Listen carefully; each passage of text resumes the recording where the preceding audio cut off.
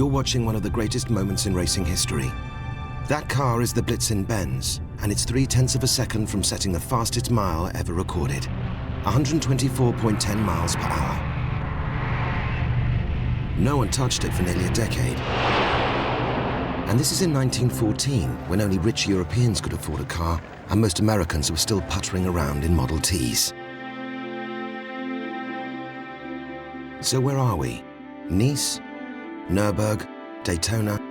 Indy? Try the Surrey countryside. 100 years ago, there was a track named Brooklands. It didn't just change British racing, it invented it, giving the world its first closed-circuit track and giving Great Britain its place in motoring history. But Brooklands wasn't just about cars. The track also served as the birthplace for the entire British aviation industry.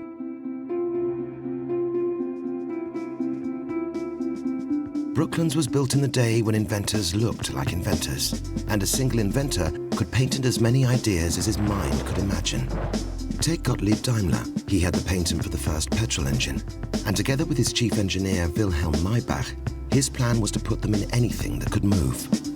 He turned a boat into the first motorboat and created the first carriage that wasn't powered by a horse.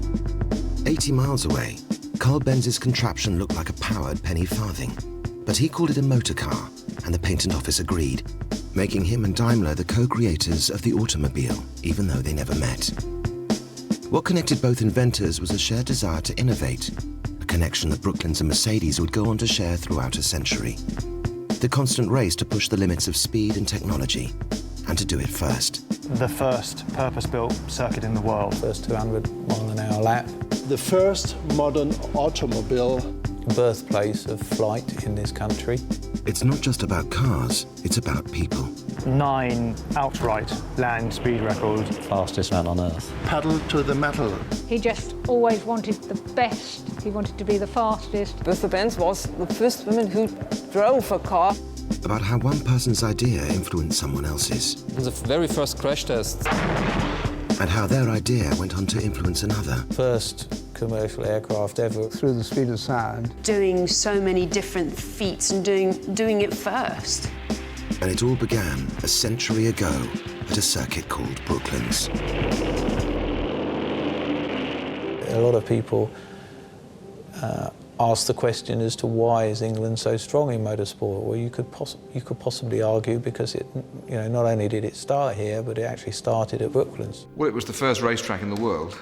It was, I'm sure, mostly a British phenomena. To watch the 200 at Brooklands, one adult can bring 3 schoolboys this year. A good idea, though a certain amount of cheating is done. I must admit to gate crashing on other occasions. 1933, Malcolm Campbell, he had Malcolm Campbell's shed. This is the Malcolm Campbell shed, and one of his Bluebirds was actually built in here. And he brought it out here, I remember this distinctly, in 1933. He brought it out from there. Now, at this stage, I'd gate crashed into the paddock, because being schoolboys, there's a bridge across, and we just walked across the bridge, that's it, until we'd been about 4 times, and Sam said, "What are you doing here?" But anyway, I was standing just somewhere here, and he brought this car out from the paddock here, and started up just here, and I remember that so distinctly because he had a little what called a donkey engine to start the engine. It's a big aero engine, and that was in 1933.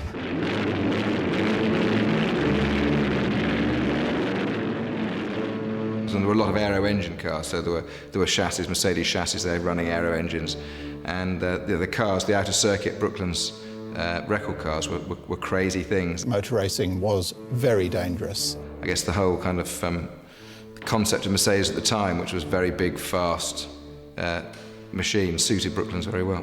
It must have been very exciting to be in the pits during the heyday of Brooklands. You see pictures of people smoking whilst mechanics are filling up their cars from fuel churns via funnels. Here are no irksome restrictions. Here motorists can go as fast as they like with impunity. And if they do skid, there's only a barrel or 2 in the way and no pedestrians.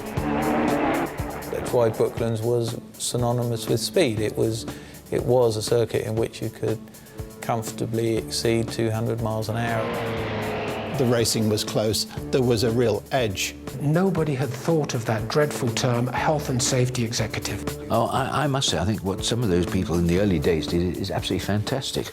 I mean, I know the troubles we could get in my era with even tires or brakes or what have you, so what the devil it was like then, I don't know. I remember the Napier Railton going round, a sight never to be forgotten. They were doing about over 100 miles an hour along the top of the Members Bank in here. Marvellous sight. It was a fantastically romantic and frightening and, you know, crazy experience.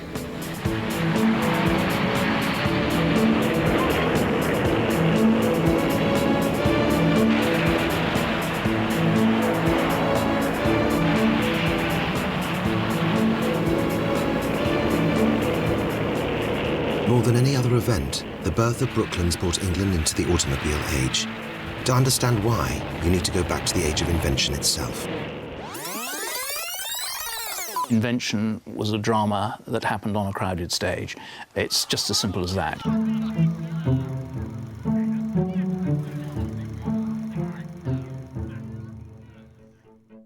1885. Horse-drawn trams are swarming the streets of London, and Muybridge is filming horses to create the first stop-motion animations. 1886. In a Stuttgart greenhouse, Daimler and Maybach are building engines that could work in anything, on land, sea, and air, as symbolized by the three-pointed star.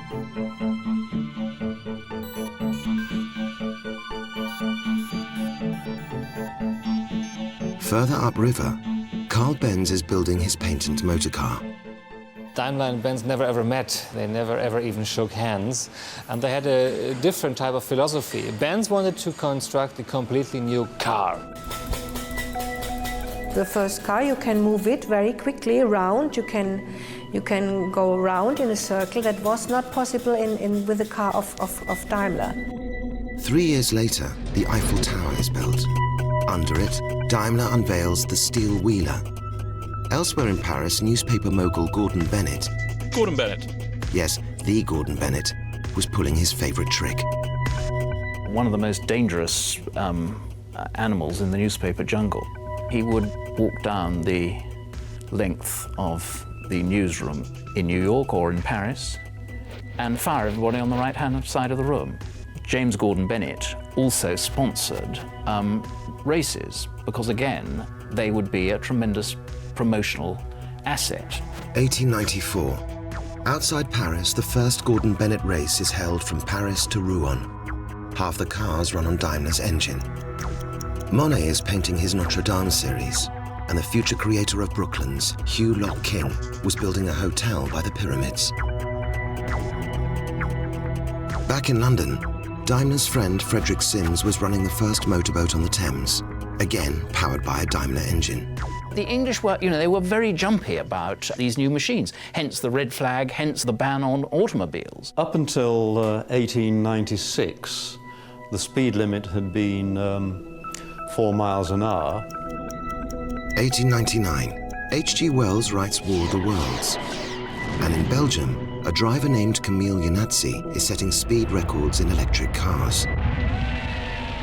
The first ever official land speed records were held by electric cars.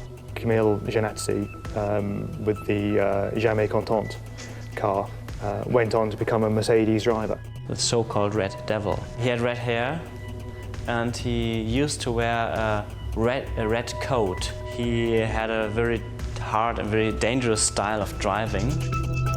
1900. The French are having trouble getting their airplanes off the ground. But in Friedrichshafen, Wilhelm Maybach is making Count Zeppelin's airships fly. Meanwhile, Emil Jelinek, a rich count obsessed with racing, commissions Maybach to create a new car. Jelinek names it after his daughter, Mercedes. The first modern automobile with all the topics you will find in any modern car, like air tires, with a honeycomb radiator for the water cooling system. It's a 4-cylinder engine. The car had already proper brakes. The Mercedes, I think, was the difference between a horseless carriage and a motor car. It was a motor car. The masterpiece of Wilhelm Maybach. The Count liked the car so much that he christened his house Mercedes, his boat Mercedes, and eventually changed his own name to Jelinek Mercedes. So now you had all the elements of Mercedes-Benz, the Mercedes car, the three-pointed star, and Benz. But it would take another 25 years before they joined to become Mercedes-Benz. 1902, Rolls and Royce had yet to be introduced. Charles Rolls was becoming a speed demon. Henry Royce was making his fortune from electrics. It is Royce who patented the bayonet cap lamp holder. Charles Rolls was, of course, an automobilist, first and foremost, but the progression from bicycle to automobile to aeroplane was an absolutely straightforward progression, and it was perfectly natural, you know, to be a bicyclist in the early 1890s, an automobilist around the turn of the century, and to take to aeroplanes in the late Edwardian period, and that's precisely what Charles Rolls did. 1903, French filmmaker Méliès makes a trip to the moon, and the Wright brothers are preparing to set off on their first flight. In New York, the Flatiron Building is built, and a Manhattan tycoon, Elliot Zabrowski, is planning the route for the next Gordon Bennett race in Ireland. Along the way, he invents a national race colour. Apparently he went to Ireland and saw the Irish had, well, one or two Irish people had these very nice green cars, came back and thought it very nice for the British team if they all had the same colour. And that was how British Racing Green was invented. British Racing Green, it was a tribute to the Emerald Isle, of course. Shortly before the race, Zabrowski dies in a crash in Nice. A separate accident at the Daimler factory leaves no Mercedes cars for the Gordon Bennett. Called short, the company calls on Camille Yanatsi of Belgium, the Red Devil, who already owned a Mercedes they could enter in the race. As fate would have it, all of this would set in motion the creation of Brooklands.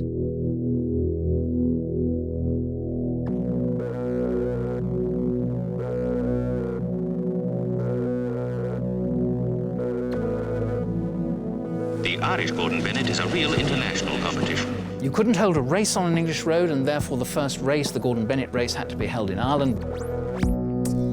It was a blow to the English that they couldn't hold a race here. Among those due to drive for Mercedes was Charles Rolls. Both Rolls and the Crawhits were considered. In the end, however, Mercedes turned up in Ireland with two Belgians, Yanatsi and Decatur. Rolls didn't take the substitution well. Mercedes was probably his bugbear. It was also a blow, of course, that Mercedes won the Gordon Bennett race. While Germany celebrated, the gentlemen of the Royal Automobile Club fumed. The English felt it was necessary to keep up with German advances, particularly as epitomized by the Mercedes. The Automobile Club themselves had thought in terms of producing a huge motordrome. What the RAC needed was lots of private land and a landowner willing to assume the risk. In Hugh Lock King, they found both. So one night, they invited him to dinner. To his surprise, Lock King found himself agreeing to turn his Brooklands estate into the world's first closed-circuit racetrack, financed by his own savings. Along with the RAC, Charles Rolls closely watched construction, floating above the track in his balloon. Brooklands would be an undertaking that led to a new era in British innovation, but it would nearly ruin its creator. This is one guy's dream. I mean, it's a tremendous achievement to build a thing like that, you know? You can't walk up the banking at Brooklands, it's so steep. When the idea to create Brooklands was formed, the RAC introduced Colonel Holden to Hugh Lock King to design a track. The track at Brooklands was designed to encourage speed. I mean, hence its banked corners. You couldn't compare Brooklands with a road circuit, even at the time of Brooklands, if you know what I mean. I think it's amazing that in 1907, 1911, ideas of centrifugal force and banked circuits were even being considered, because you know, we weren't too many years beyond the horse pulling the cart. The benefit of a banking, and I think it's parabolic there, in other words, it went up like this and curved. The benefit of that, of course, is you can go considerably faster for the curvature because you've got this enormous amount of banking. So it helps you get a higher G load, obviously, but it is an art unto itself. It's quite different to racing on the level. Obviously wasn't much steering input to the cars. The reason that so little steering input was required was a Holden innovation called the natural line. His idea was that if you build the banking at the right angle, centrifugal force would make the cars near the top stick to the track, increasing safety. Testing the line meant finding a car capable of sustaining a high speed and a driver crazy enough to take his hands off the wheel. 4 years after Brooklands opened, Holden found both. It was 1911 that Colonel Holden got in the 200 horsepower little Benz. The car raced only on straights, and it was just to accelerate as much as possible. The brakes honestly were awful. Along with a colleague, they got the car up to speed, nearly 100 miles an hour. They came up to the natural line on the top of the banking, roughly about where we're sitting now, and then they took their hands off the wheel, and boy, that must have been a real experience. The bit that always impresses me is, just how fast it was made and how it was made. Brooklands was built in just 9 months. With its towering 30-foot banked sections, it would be the lightning rod for drivers who wanted to shatter the limits of speed.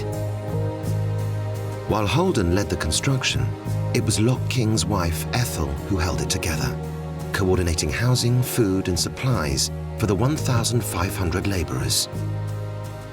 Costs spiraled, and her husband's health deteriorated under the pressure. And so it was Ethel, not Hugh, who led the parade onto the track for the inaugural race.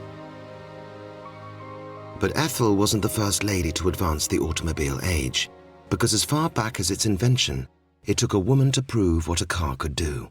The first car created by Carl Benz wasn't a success in the beginning. Bertha Benz, Carl Benz's wife, came into the story, and when Carl Benz woke up one particular morning in 1886, his wife was gone. She was fed up. She was fed up with having no money. She had 3 children. She had given all her money she inherited for this invention, and there's nothing coming out. And my opinion is she took her 2 boys and said, I'm going away, I am fed up with all this. Bertha just took the car and took the 2 boys. And went away from Mannheim to Pforzheim. It was a bumpy ride, 120 kilometers on cobblestones. At that time there were no streets like today, so they had to cross the landscape, they had to push the car because there was a little mountain. She went away early in the morning because it was in summertime, it was in August. She started at 5 in the morning and it took her around 17 hours. This was the first long-distance journey ever made in an automobile. And she arrived in Pforzheim and she sent a telegram to her husband because he didn't know where she was. When you saw these vehicles running around the street, it was a wonder. And you could imagine in those days it was a bit weird. People driving around with cars with no horses.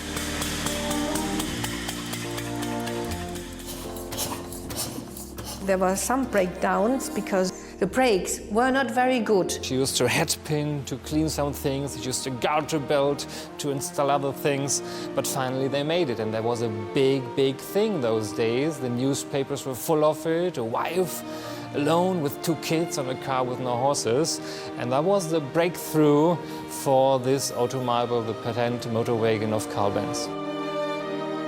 What Bertha began, Brooklands would realize with a generation of British women who weren't out for a Sunday drive. They were out to win. Jodie Kidd is a model turned semi-professional driver, currently racing for Maserati.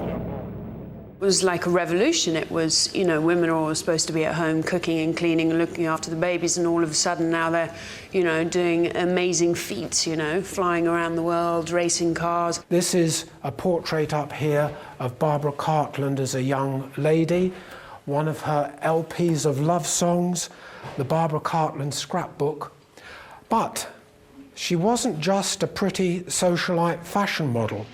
At a party at my house, a man suggested that women could not drive as well as men. I replied that, on the contrary, I could find 9 amateurs who could drive extremely well. She organised the first Brooklands motor race for women.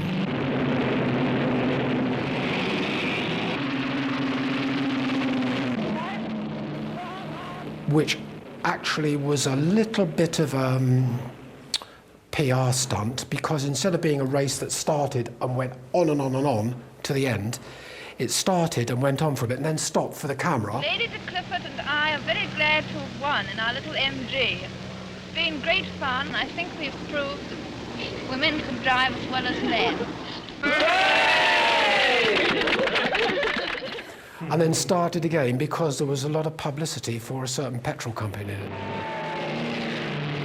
The women very, very soon established themselves as racers as good as the men. I think it's grand competing on equal terms with men. We're just very ballsy, very kind of gutsy women.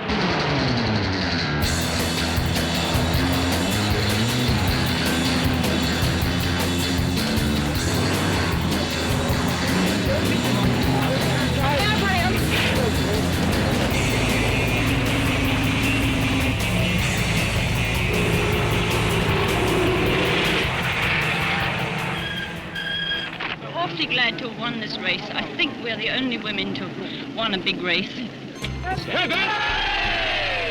But women weren't just driving at Brooklands, they were also flying.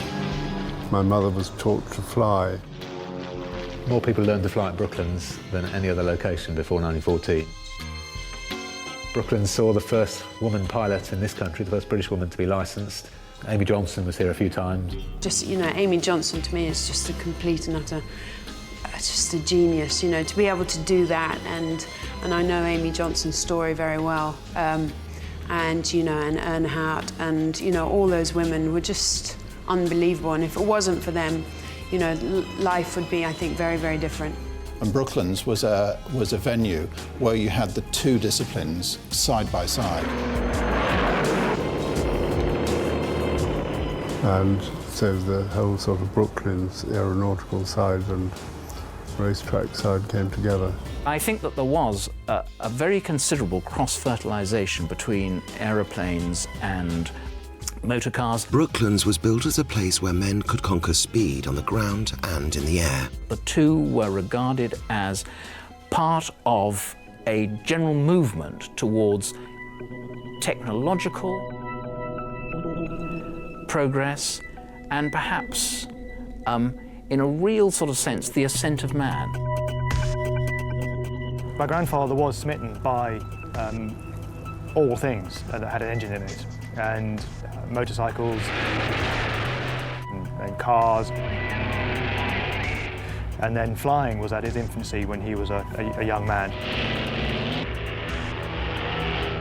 And he was determined to win one of the prizes set up by the Daily Mail. Like Gordon Bennett, Daily Mail owner Lord Northcliffe spied a promotional opportunity in the race for speed. So he set up a £10,000 challenge. A, he thought they were the wave of the future, and B, he thought that they would help to promote his newspapers. But that was the inspiration for that film, Those Magnificent Men in the Flying Machines. Oh, well, did you have a good race? Yeah, thanks very much. And, of course, Rolls became the sort of star of the show. His most famous exploit, I suppose, was he was the first man to fly the Channel in both directions. And then he had the dubious distinction of being the first Englishman to die in an aeroplane accident. While Rolls was alive, his partner Royce had no interest in aviation. Until in 1914, he was asked by the RAF to build engines for war. Among other cars, he was given a confiscated Grand Prix Mercedes to study. An aero-engined Mercedes car was taken up to Derby. The engine was so powerful, It was thought to provide clues as to how Germany made its airships fly. What no one had ever considered was putting a massive Zeppelin engine into a car. Until in the 1920s, Count Louis Zabrowski found a 23-litre Maybach engine. The Zeppelin engine was an engine that had crashed on the Romney Marsh, and that they'd actually come across the engine and found it and brought it back here. Without him and his ideas of putting all these aeroplane engines in cars, racing wouldn't be what it is today, because it was his ideas and the innovation. You were a bright engineer. You were going to see routes for technology to transfer from aircraft to road or racing cars.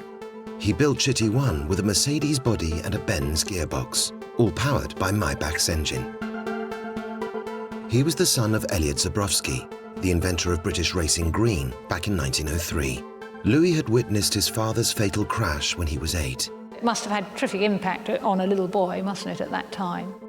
His mother died when he was only 17, leaving him alone with 40 empty rooms as his playground.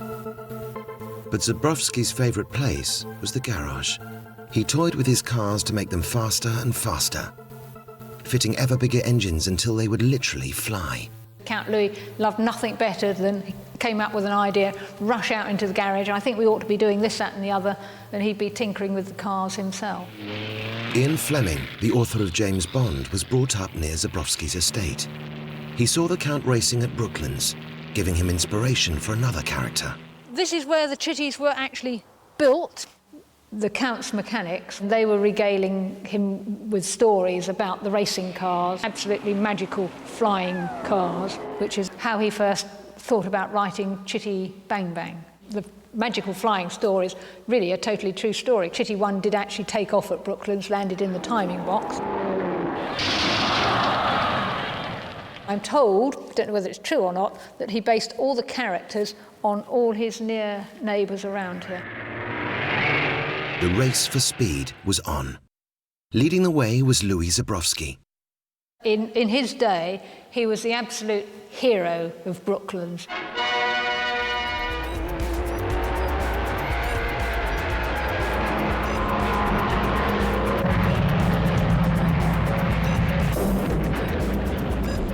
He was a very British Howard Hughes.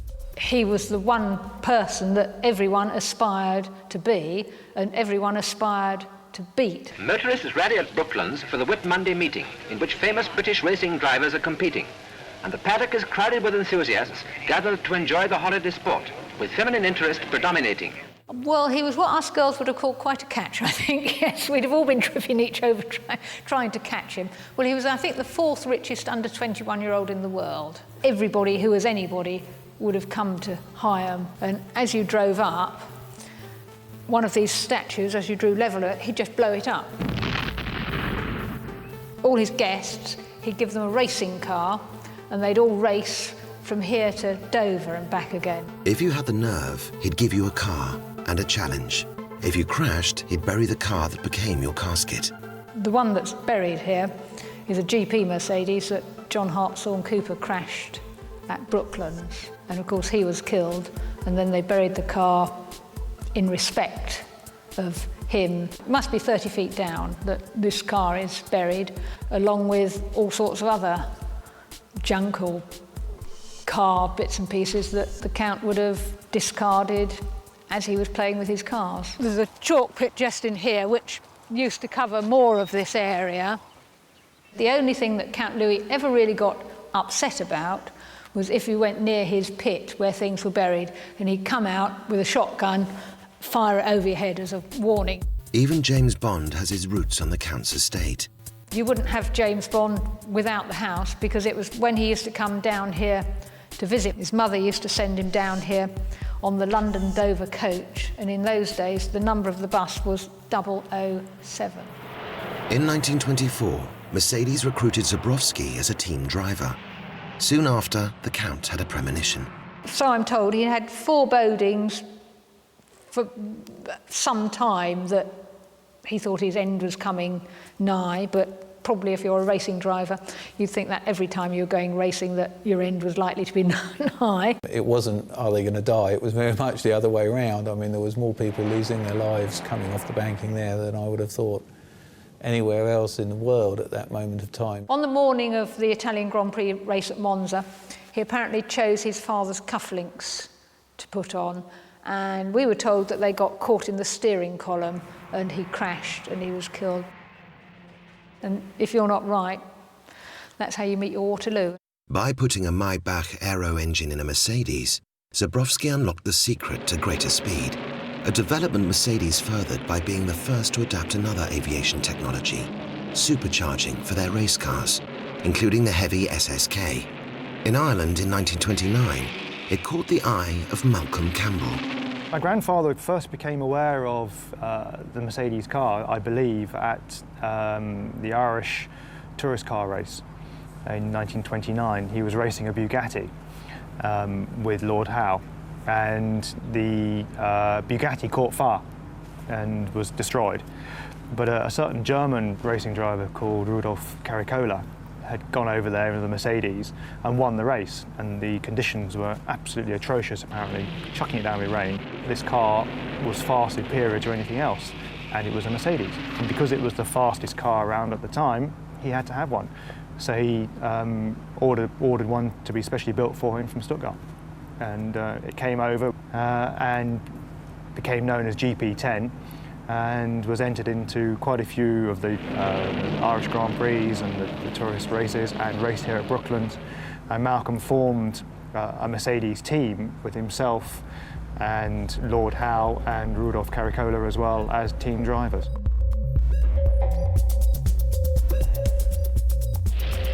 Brooklands' opening meeting naturally draws a big crowd of racing enthusiasts. The golden era of Brooklands was in full swing.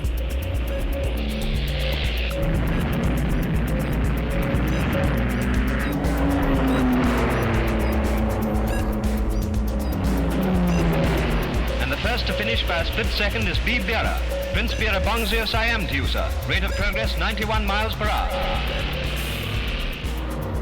These people, Cobb... We're just off to Salt Lake City, where I'm going to make an attempt... Seagrave... Seagrave now takes the record by a small... Campbell... This is the Bluebird's first appearance. These were the big celebrities of their time. But racing wasn't Campbell's only ambition. Working from his Brooklands shed, he also set his sights on the world land speed record. To win it, he turned to aero engines. But all that extra weight had a price. I mean, people were producing increasingly powerful cars at that time, but perhaps running into problems either literally the cars wouldn't go any faster, or they would have very large stability issues with the cars being uncontrollable at high speed. To solve the problem, Campbell returned to aviation for another idea: aerodynamics. A science brought to the automobile in 1917, when an engineer named Edmund Rumpler studied the shape of water droplets. He thought that it was the best aerodynamic shape for a car.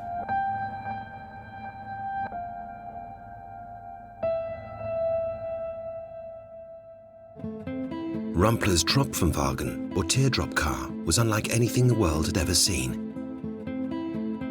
Using a daring combination of curves and wings, the Tropfenwagen didn't cut through the air. It literally moved the air around it, just like the droplets Rumpler studied. He was a man who knows a lot of aerodynamic principles, and he tried to create a vehicle which was nearly perfect, or has a perfect aerodynamic shape. The public didn't like the car. It was too far away from the conventional ideas of the shape of a vehicle.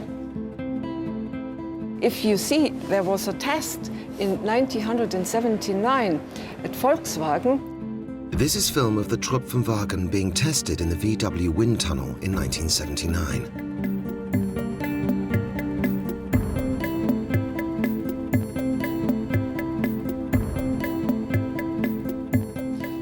A car with a drag coefficient of 0.28. That's lower than the drag coefficient of the most cars nowadays.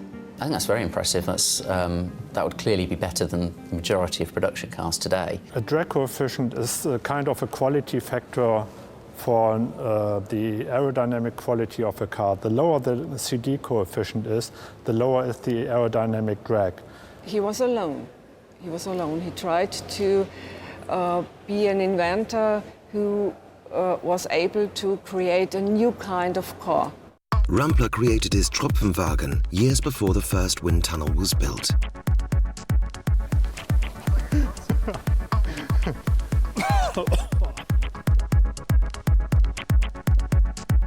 Today, the new S-Class has been through more than 700 hours of testing on simulations, scale models, and wind tunnels of different sizes.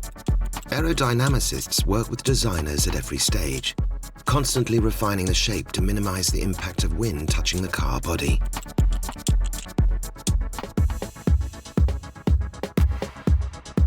Like Rumpler's first tests, even water droplets are still studied, not for their shape, but to learn how rain affects driver visibility.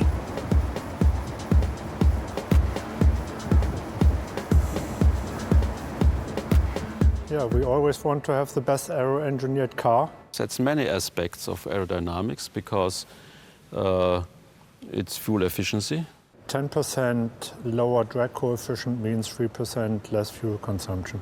It's also a question about noise. S-Class, of course, wind noise quality is the highest priority. Here you can see if it's raining, so all the water runs here at the A pillar over the roof. Over the roof, around the rear window, to the back of the car. You have always a clear view through the front to the windshield and also to the side. Have a special shape of the mirror housing here. So it's aerodynamic. I think it will be a moderate evolution from generation to generation, and drag coefficient will be in the region of 0.24 or 0.25. Where the kind of road car aerodynamicist today is challenged is in trying to meet a lot of conflicting requirements and do the best aero job he can as well. The Rumpler Tropfenwagen was an invention in the shape design of a car. It was very successful. It was really an invention. On the other hand, the Model T, he tried to produce a car which was cheap enough that it can be bought by his workers. And what Henry Ford had foreseen happened. Mass production and the assembly line drove the price of the Model T down. Now everybody could have one. Henry Ford saw the mass-produced car as a way to liberate the common man. Across the Atlantic, German director Fritz Lang saw the production line as a way to enslave them. The future Lang predicted in his 1927 film Metropolis was one of impoverished workers toiling underground to make an elite society richer. At the end of his film, he wanted to set a pyre of cars alight. Lacking a big budget, he turned to the cheapest model he could find, the Tropfenwagen. Lang bought nearly all 100 ever produced, and Rumpler's dream went up in smoke.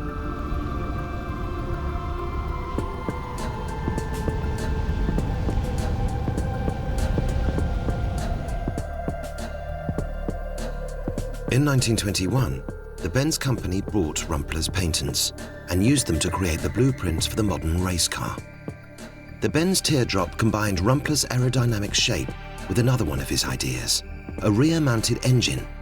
They even borrowed another Rumpler invention, the swing axle, to give the car more stability in corners. The teardrop only competed for 2 seasons, but every race car built since is based on it. Here's Carl and Bertha Benz paying tribute in 1924. If you compare Benz Tropfenwagen with the Blitzen-Benz, this is for me an evolution of aerodynamic development without having tested it at that time. So it's just the idea of some important engineers that this might be the right shape for race cars.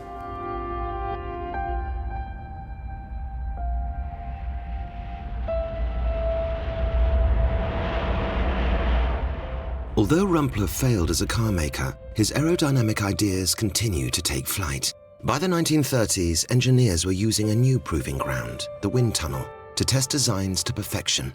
Among them was aircraft company Vickers, based at Brooklands since before World War I.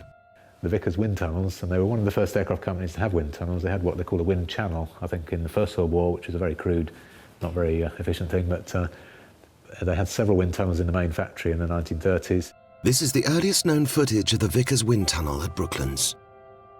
For Malcolm Campbell, still toying with ways to reduce the weight of his land speed car, Vickers would help him make history. Together they would be the first to use a wind tunnel to create a car, a streamlined machine called Bluebird. Our tunnel tests told us that if we were able to prevent the air from flowing through the radiator whilst the car was travelling at maximum velocity, this would increase our speed by a further 15 miles an hour. Because it's easier to push through the air. I do think that we have at last got a really efficient, streamlined body. I do so hope that we shall be successful, because if we are, it will be, I think, a great tribute to British design, British workmanship and material.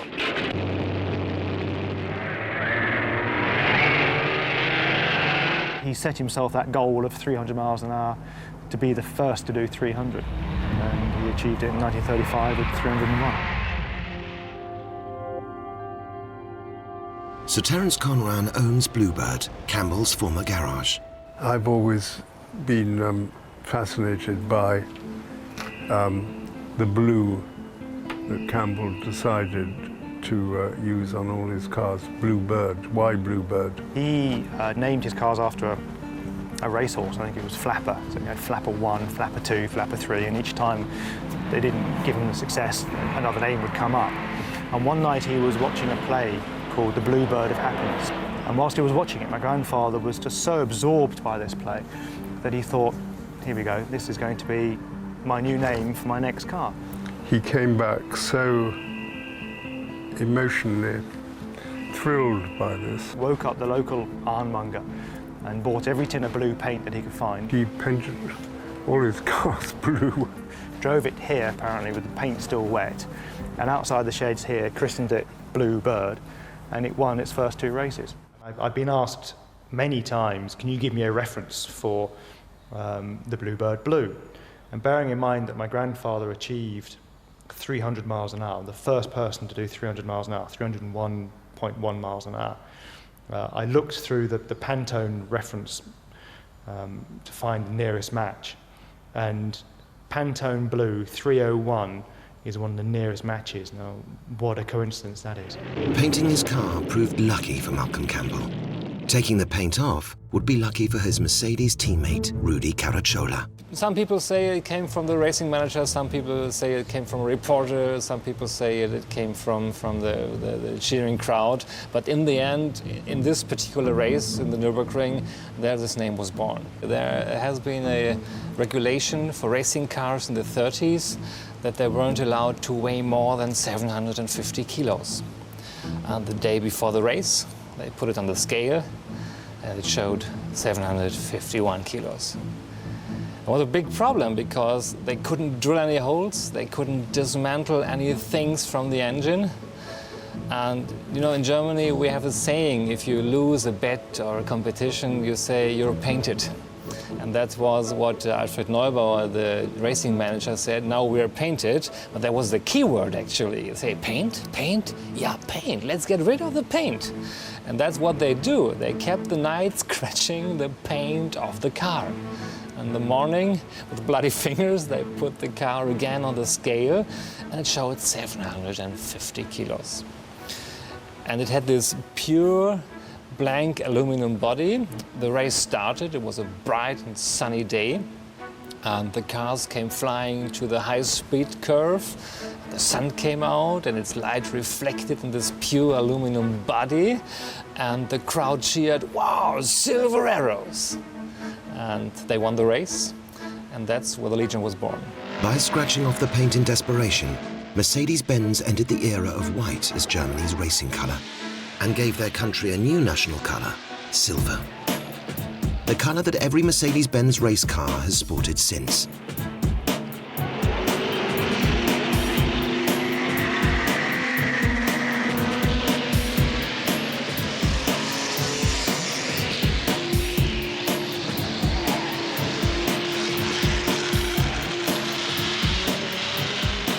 In the 1935 season alone, Mercedes won 5 of the 9 Grand Prix, usually with Caracciola behind the wheel. A reporter wrote, "Caracciola deserves to have his Mercedes star gilded." After the war, a new generation of Mercedes-Benz drivers continued the legacy begun by Caracciola.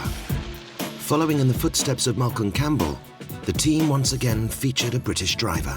This time a young Sterling Moss, recruited by longtime Mercedes racing manager Alfred Neubauer. When you see him with a stopwatch, which he was always doing, he would be timing the car. How long, if you're in a car and it goes past, he'd time how long it was between changing gear. And by that he'd know if you were longer that the engine was maybe dropping power. I remember at Le Mans, the thing came over the PA, anybody without an armband will be thrown out of the pits. So Neubauer took his hanky and tied it round. So the finger's up to you, and nobody would dare try and throw him out anyway because he was a big man. The 1955 season looked golden, until a single mistake ended it all in a split second. For someone who's involved in and a fan of motor racing, it's just like your worst nightmare. 1955, I was waiting actually to take over from Fangio, waiting on the pit counter, and the crash, of course, it happened so fast. I mean, I was there watching, and it was not obvious to me what had happened because the cars were going past. I wasn't behind them when you can see what they're doing. But someone who was, I believe, on the racing line decided to pit late, cut across Pierre, which precipitated the accident. Pierre Lebay's factory Mercedes hits the back of Lance Macklin's smaller Austin Healey during a confusion while overtaking. Macklin jumps clear, unhurt, while part of the Mercedes rockets through the crowd, killing 80 people. You've got to realize in '55, safety was not a thing that one bothered about. I mean, we didn't wear seatbelts. I'd drive quite often in short sleeves. Didn't have to at one time. You wear crash hats. I did because my father made me.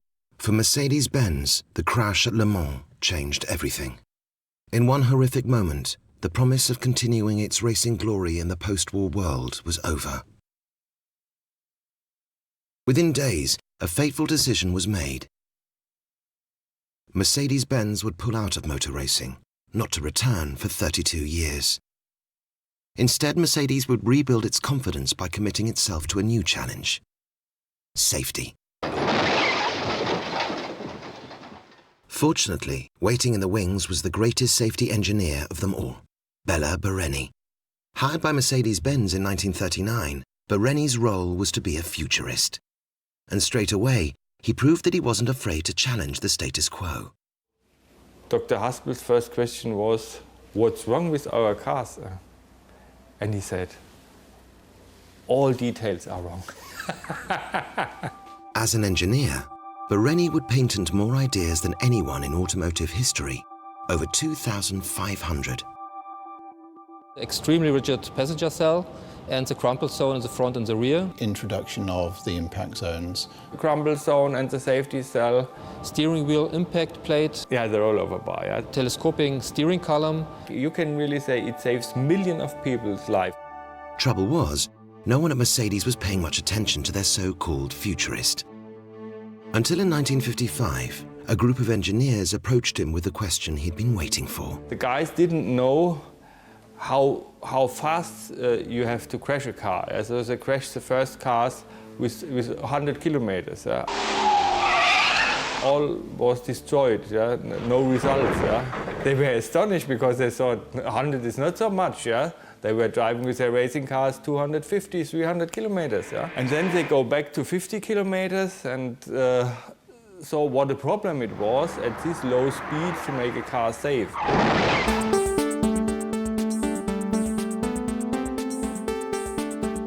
We used it in the very first crash tests, dummies from stores without any sensors or so, only to have the kinematic of the occupant inside of the car. They went to Bereni and told him what they got out, and he said, "Yes, I have a patent on this. It's a crumble zone, yes, and you need a safety cell, yeah." And so they start to work together, yeah. And then they use this rocket put behind the car.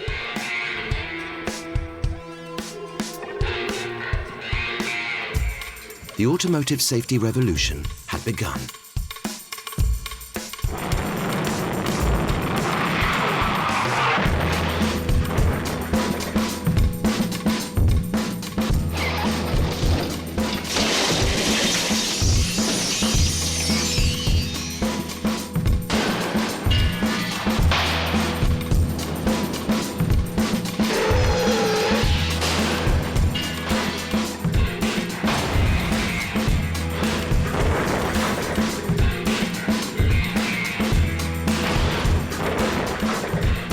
Linked up.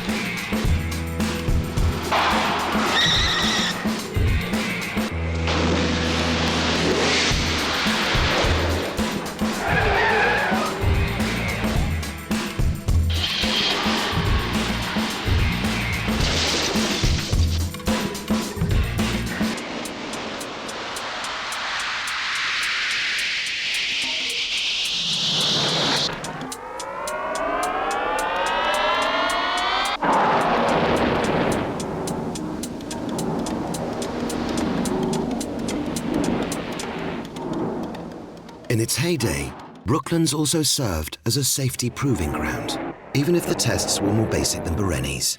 And now let's transfer one of the exhibits to the track at Weybridge and test its performance.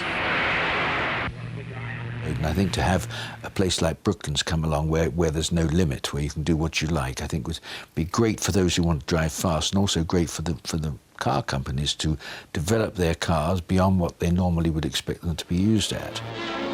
Look at that. The man who said to his girl, "I'll go through fire for you," probably owned a V8. He now swanks that he'll go through 2 fires. What a man. While the Brooklands faithful wanted their track to continue after the war, reconstruction costs proved too expensive. Since it was requisitioned in 1939, what remains of the track has decayed into a weed-covered ruin. Vickers have bought Brooklands and the track will no longer be used for racing. A hangar blocks the course near the start, where once the cars roared away to thrill spectators and keep... Instead, Brooklands would live on by renewing its commitment to British aviation, creating the technology to take us to a new era, the jet age. A lot of thought has gone into the layout of the VC-10 flight deck.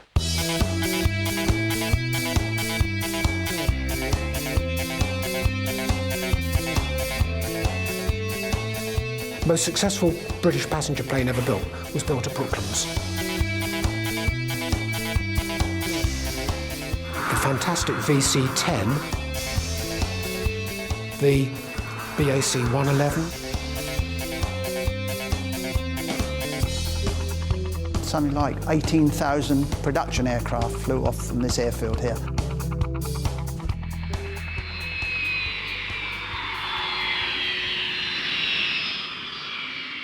They used to have these lovely advertisements for the VC-10. Try a little VC tenderness. This cabin has a clean, smooth line, attractive decor. Slip across the Atlantic on the quiet. But we think the overall effect is first class. With jets like the VC-10 came higher landing speeds, and that meant building better brakes. So the first mechanical anti-lock braking systems were developed. Among the first to test them was Brooklands-based Vickers. The system was requested for airplanes. Think of very short distances in which they have to stop the airplane. The task for Bosch was develop an anti-lock braking system which could be used for series cars. ABS was presented to the public in the S-Class. Yes, it's a smaller unit. This was brought into series in the so-called S-Klasse. If you're an old car buff or something like that and you drive a 50s car, one of the biggest things you feel, the difference between the two cars is the brakes. And you'll wonder, how on earth did we grow up driving cars like this? I've had 5 complete brake failures. You put your foot on the brake, there's nothing there. Whereas we're used to the brakes happening immediately. These are things which, when you're a racing driver, I won't say you're used to them, but you can take some avoiding action. But if you give it to Mr. Brown or what have you, I mean, it'd be awful. Before Mercedes installed ABS in a car, they tried it in something a little larger. If ABS could stop a 2-ton truck in rain and snow, making it work in a car would be academic.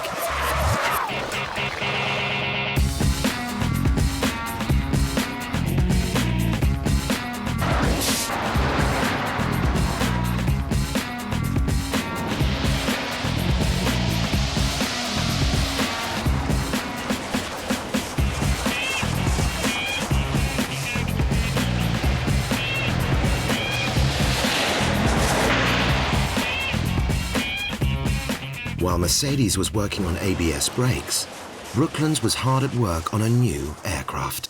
What else was built here? Well, of course, Concorde was built here. When work began on the project 10 years ago, Mach 2 was a distant design objective.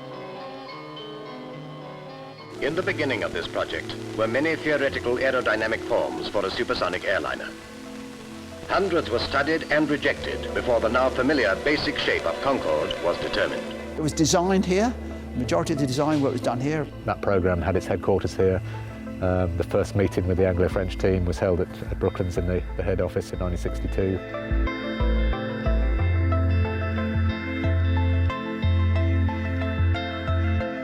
It was just the knowledge as one sat on the flight deck of Concorde. That was built Brooklands Weybridge. This was the hub of the Concorde right from the word go. They'd already been doing some supersonic wind tunnel research here in the late 50s.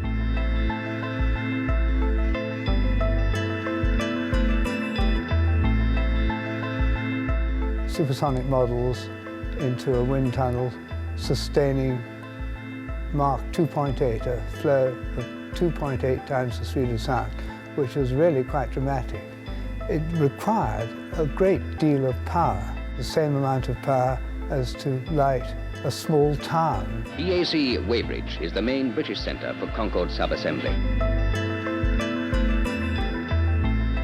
38% of the airframe was actually manufactured here at Brooklands. Construction of Concorde here were the most difficult parts.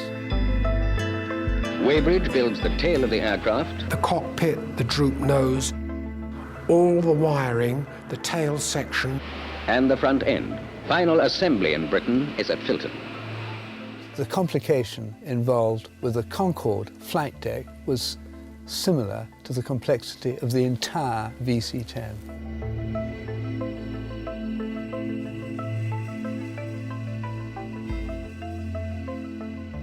I've met a lot of people, quite a few now have passed away, I guess, but a lot of people who are very proud of the fact that either their fathers and even grandfathers worked for the company, or even they themselves might have worked here from the 1930s right through from the biplane era.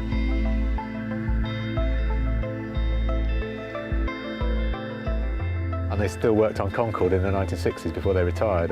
You know, that's an amazing thing for anyone to say they've done.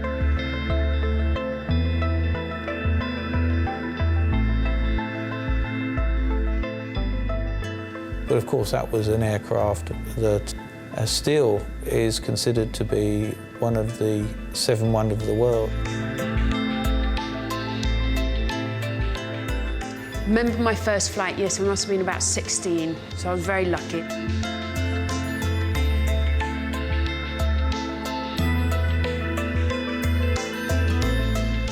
It was somehow like being let loose in a new world.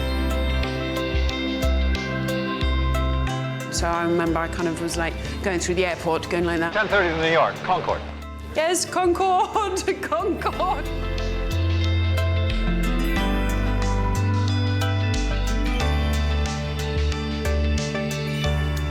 And it's amazing, the plane expands something ridiculous like 6 inches, and you know, and you see the Earth's curvature as you're flying. Faster than sound. Really exciting.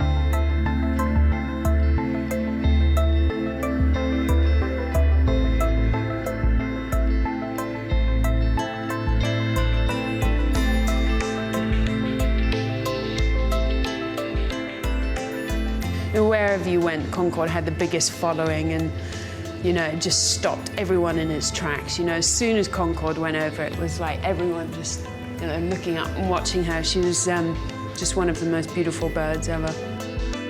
Admiring crowd of people saying, "Isn't that the most beautiful thing you've ever seen?" Said something about how design can touch people.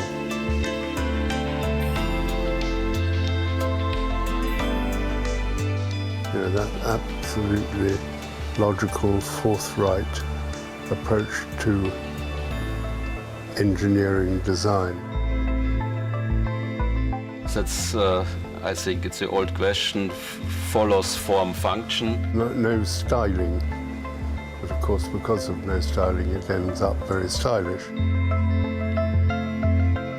Or follows function form. Which brings beauty. That's a field of good design. Common sense.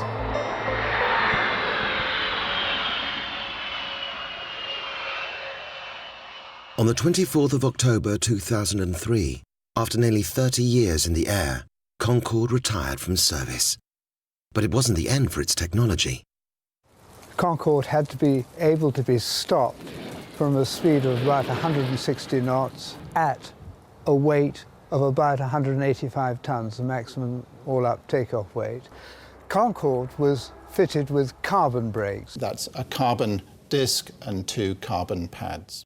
At McLaren, F1 engineers need to stay on the cutting edge of brake technology. What makes carbon fibre brakes work well on a Formula One car is to be able to operate them at the high temperatures that they need to perform at their best. In concept, was not very different from the brakes, for example, that were used on Concorde. With Concorde's carbon fibre brakes proven to work in an F1 car, McLaren and Mercedes then looked to how to take the technology onto the street. Now, one step is to use what we call carbon ceramic brakes, which are used currently on the Mercedes-Benz SLR. That is the first step in this evolution of technology, or technology transfer, if you like, from racing cars to road cars. In the years ahead, every Mercedes-Benz vehicle will stop more safely thanks to carbon fibre technology. The brakes were a remarkable achievement. I remember one of the advertisements by the brake manufacturers. They said, "Stop Concorde," and we did.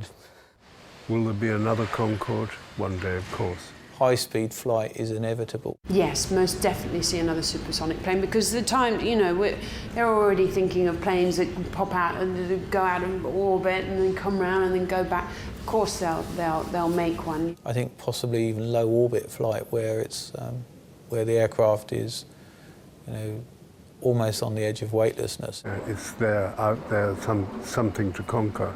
I think in my lifetime, supersonic executive jets will exist. The difference is that while Concorde was powered by petrol, its successor will be driven by a lighter, more efficient fuel source.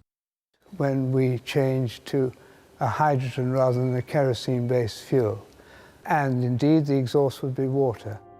It's not the stuff of science fiction either, because while aviation engineers are learning how to make liquid hydrogen work in the air, Mercedes will soon be using it to get us around on the ground. Water vapor, water is coming out of the exhaust, so there is no emission, no pollutants. Rosario gets to drive the future as part of Mercedes' fuel cell team. A fuel cell car is an electric vehicle, but the difference to a classic electric vehicle is that we produce the electric power between an electrochemical reaction between hydrogen and oxygen, which you take it from the air. We have here in the bag, we find hydrogen tanks. We store here the hydrogen in gaseous form. We feed it into the fuel cell stack, and together with oxygen, which you take from the air, in electrochemical reaction, we produce electric power, and so we can feed with the electric power the electric drive. In the first couple of meters, the F-cell is very fast. From 0 to 50 kilometers per hour is in around 4.5 seconds. No pollutants, no CO2, zero emission from well to wheel.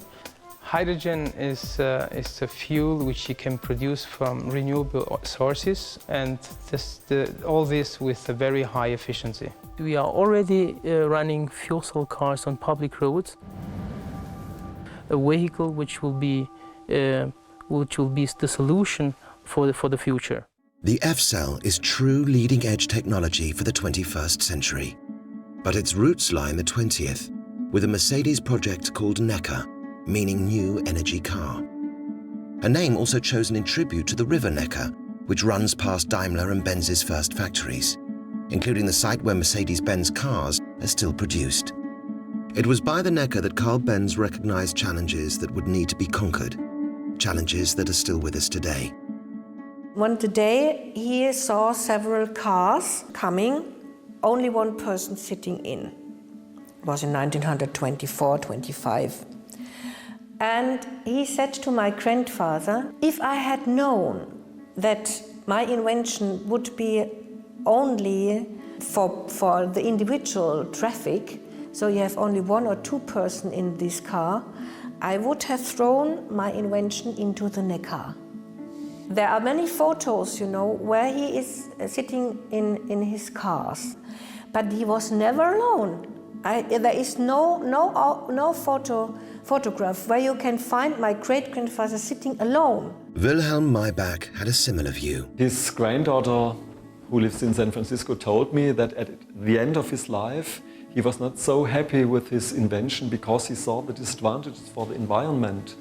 And if he would live today and would take his brain, then he would construct a car which runs with 3 liters of Neckar water. Today, Mercedes fuel cell technology is being used in buses to make London streets greener. I think he would be very impressed by the new transport cars, the big buses. Unlike Maybach, Carl Benz was always against racing, so much so that he grounded his own son to stop him from competing in the 1903 Gordon Bennett race. He only could do it because my great-grandmother, she gave the permission to do it. But my great-grandfather, he was not very happy to see his invention drifting up in such a way of racing cars. Yet it was a car bearing his name that became the strongest connection between Mercedes-Benz and Brooklands, the Blitzen-Benz. A Blitz is a thunder. It's a car like a Blitz, so it's a fast car. It was probably the peak of all this period when speed. World record for more than 9 years. This never happened again. This is the longest unbroken world record with an automobile ever. By using Brooklands to set Britain's first world land speed records in 1909 and again in 1914, it inspired an entire generation of British racing legends. With its narrow body and cone-shaped tail, it led the way toward Rumpler's aerodynamic theories, later put into practice by the Brooklands pioneers. Even when it was broken up, the Blitzen raced on. Count Louis Zabrowski used its gearbox to improve the performance of his own land speed car, the Hyam Special. A car unbeaten until the arrival of Malcolm Campbell's streamlined Bluebird. What the Blitzen achieved was a perfect reflection of the drive to be first that Mercedes-Benz and Brooklands have always shared. Engineering to aerodynamics, flight to fuel, speed to safety. The race never stops.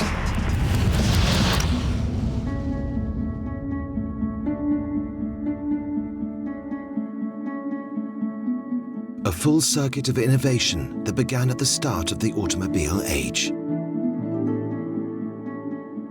A tradition that will continue into the future.